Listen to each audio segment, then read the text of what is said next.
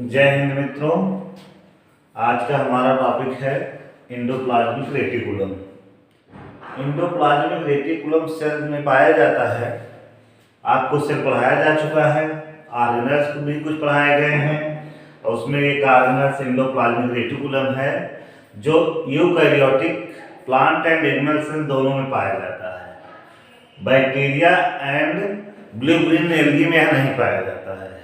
Endoplasmic reticulum आपका cell में एक पिलर का काम करता है, क्योंकि यह नेटवर्क बनाया रहता है पूरा इंडोप्लाज्मिक रेटिकुलम। इसलिए वहाँ जो है आपके जो साइटोप्लाज्म होते हैं उनका ट्रांसपोर्टेशन भी करता है और एक पिलर का काम करता है। तो जैसे आपको ये पता है कि जो है इंडो मीन्स होता है inside, plasma means plasma and reticulum means network. मतलब इनसाइड में जो नेटवर्क प्लाज्मा में बनाया रहता है उसी को क्या कहते हैं, एंडोप्लाज्मिक रेटिकुलम। एंडोप्लाज्मिक रेटिकुलम की खोज के.आर. पोर्टर ने किया था। के.आर.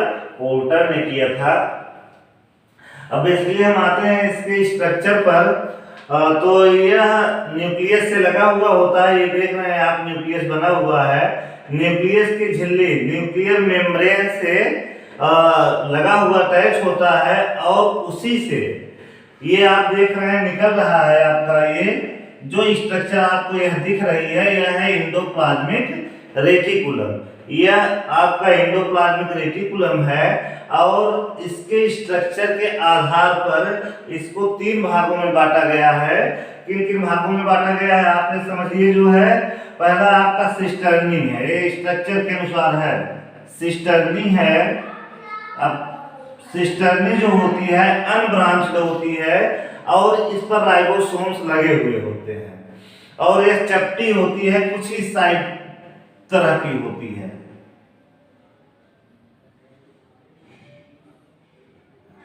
ऐसे अनब्रांच और कुछ इस तरह की सिस्टर्नी होती है जो है आपकी।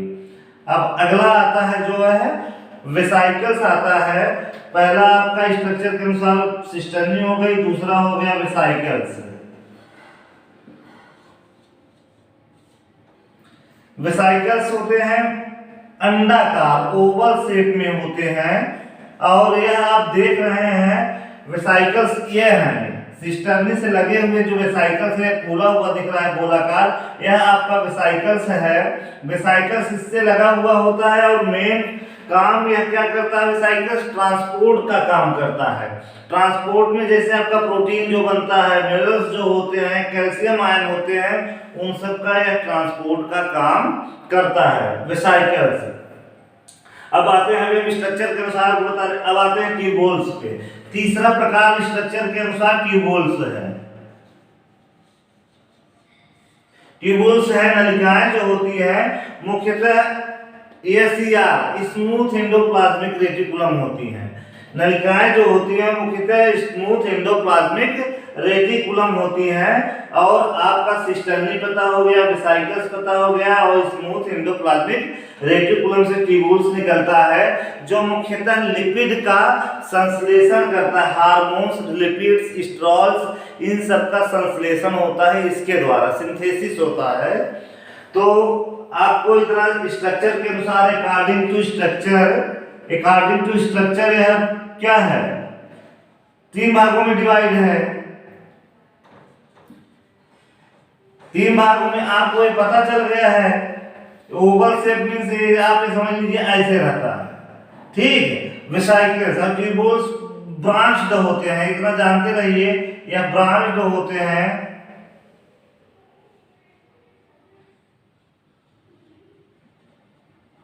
ऐसे ब्रांच्ड होते हैं ट्यूबुल्स और इनका काम हम आपको बता दिए। According to structures endoplasmic are 3 types, cisternae, vesicles and tubules. अब दूसरा चलते हैं हम। आप इसको समझ गए होंगे, सिस्टर्नी होता है, वेसाइकल्स होता है, ट्यूबुल्स होता है।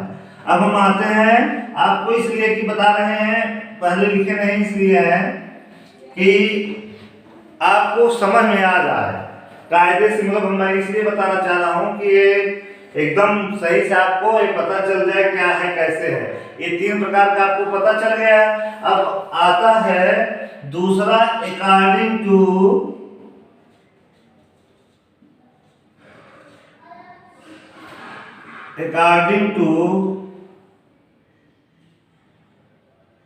प्रेजेंस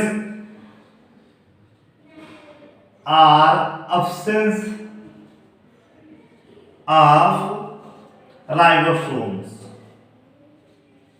अब आप समझ ही गए होंगे, प्रेजेंट या एब्सेंट के अनुसार राइबोसोम जहां प्रेजेंट होगा उसको दूसरा नाम दिया गया है और जहां एब्सेंट होगा उसका दूसरा नाम दिया गया है।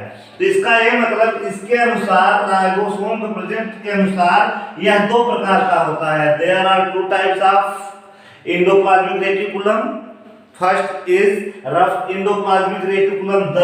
This is the rough endoplasmic reticulum.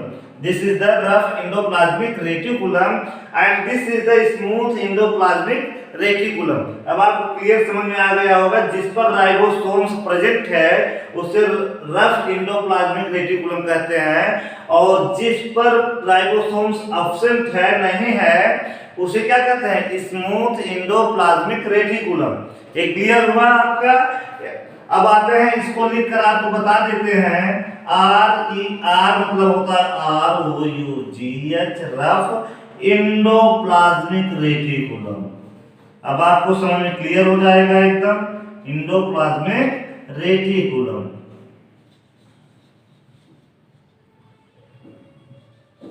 और दूसरा क्या है? दूसरा है smooth endoplasmic reticulum. Smooth endoplasmic reticulum. ठीक, ये क्लियर हुआ। जिस पर राइबोसोम्स रहेगा उसे रफ एंडोप्लाज्मिक रेटिकुलम कहेंगे, जिस पर राइबोसोम्स नहीं रहेगा उसको क्या कहेंगे? Smooth endoplasmic reticulum. अब हम आते हैं रफ एंडोप्लाज्मिक रेटिकुलम के विषय में, आपको बताते हैं। रफ एंडोप्लाज्मिक रेटिकुलम क्या है, इसका वर्क क्या है, और स्ट्रक्चर तो आपको मैंने बता ही दिया था।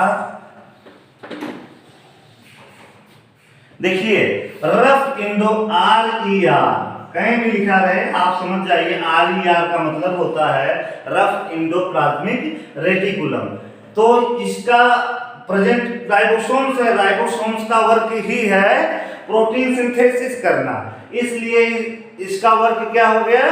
प्रोटीन सिंथेसिस करना होता है।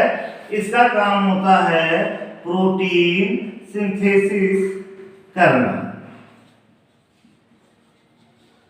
अभी वर्क में बताएंगे और क्या वर्क होता है।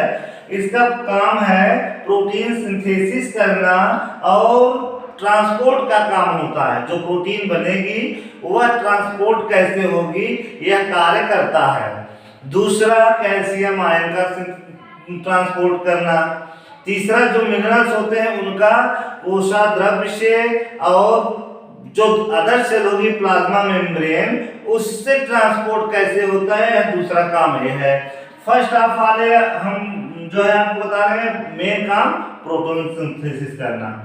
दूसरा SER। SER किसे कहते हैं आपको बताया गया अभी। SER जिस पर राइबोसोम्स नहीं होगा उसे smooth endoplasmic reticulum.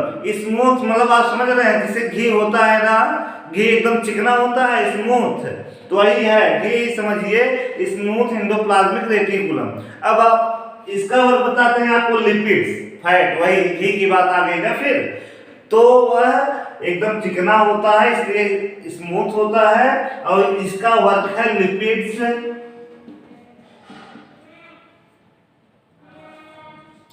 And stroll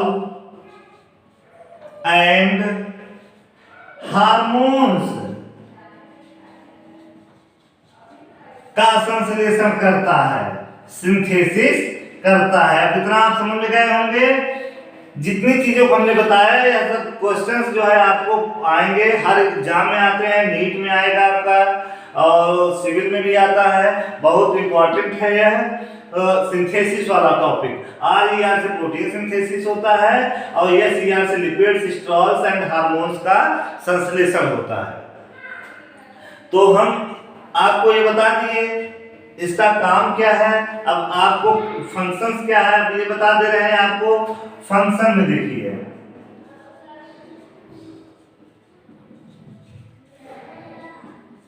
function ना, फंक्शन देखिए बहुत इंपॉर्टेंट फंक्शन इसका पहला है सपोर्ट। क्या है? सपोर्ट। पूरे सेल को यह सपोर्ट करता है। ठीक है, एक नेटवर्क जाल होता है जिससे पूरा वो आपका साइटोप्लाज्म पूरा जो है सपोर्ट होता है इसका, जिससे हर आयन का आपको आवागमन ट्रांसपोर्ट होता है। दूसरा काम है प्रोटीन संश्लेषण, प्रोटीन सिंथेसिस करना। ठीक, यह किसके द्वारा होता है? रफ एंडोप्लाज्मिक रेटिकुलम के द्वारा है। ठीक, और ये आपका अगला है लिपिड्स एंड वसा का संश्लेषण करना। ठीक है, यह किसके द्वारा होता है? यह होता है आपका SER के द्वारा। किसके द्वारा? SER के द्वारा। यह होता है RER के द्वारा। ठीक है, अब समझ में आ गया होगा आपका इसका वर्क क्या है। और डिटॉक्सिफिकेशन, तीसरा आ रहा है डिटॉक्सिफिकेशन। क्या होता है? डिटॉक्सिफिकेशन। जो पदार्थ आते हैं, टॉक्सिक मटेरियल आते हैं, उसको यह ट्रांसपोर्ट करके बाहर निकाल देता है, इसलिए इसे कहा जाता है डिटॉक्सिफिकेशन का भी कार्य करता है। तो आपको क्लियर एकदम हो गया है मित्रों। अब कहीं से कुछ छूटा नहीं है, इतना हमें लगता है आप 100% समझ गए होंगे और कहीं से कुछ बचा नहीं है। तो फंक्शंस इसका हो गया, स्ट्रक्चर हो गया, और यह किससे जुड़ा होता है? ये जो न्यूक्लियर मेम्ब्रेन होती है इससे यह जुड़ा होता है। न्यूक्लियर मेम्ब्रेन पोर्स होते हैं, पोर्स से फिर आपका जो है एंडोप्लाज्मिक रेटिकुलम से, फिर एंडोप्लाज्मिक रेटिकुलम से दूसरे सेल मेम्ब्रेन से वह जुड़ेगा। तो ऐसे एक दूसरे से जुड़ते हुए जाएगा, उसका ट्रांसपोर्ट होता है। और यह न्यूक्लियर मेम्ब्रेन जहां जुड़ता है राइबोफ्लोरिन से जुड़ता है। किससे? राइबोफ्लोरिन से। ठीक मित्रों, अब हमें लगता है आपको पता चल गया किसने खोज किया। KR पोर्टर ने किया। और इंडो मीन्स आपको होता है इनसाइड, प्लाज्मा रेटिकुलम नेटवर्क होता है। 3 प्रकार के स्ट्रक्चर के अनुसार होते हैं। पहला होता है सिस्टर्नी, दूसरा होता है आपका वेसिकल्स, तीसरा होता है ट्यूबुल्स। और according to ribosomes, ribosome present के अनुसार यह 2 प्रकार का होता है, rough endoplasmic reticulum and smooth endoplasmic reticulum. Rough endoplasmic reticulum का काम क्या है? प्रोटीन सिंथेसिस करना, ट्रांसपोर्टेशन करना। एंड स्मूथ एंडोप्लाज्मिक रेटिकुलम का काम क्या है? लिपिड्स, स्ट्रॉल्स एंड हार्मोन का सिंथेसिस करना। और इसका फंक्शन तो आपको बता गया, सपोर्ट का काम करता है, प्रोटीन सिंथेसिस, लिपिड का काम करता है, डिटॉक्सिफिकेशन का काम करता है। दैट्स ऑल मित्रों, आज का टॉपिक ये हमारा खत्म हुआ। आप विधिवत तरीके समझ गए होंगे। धन्यवाद। जय हिंद।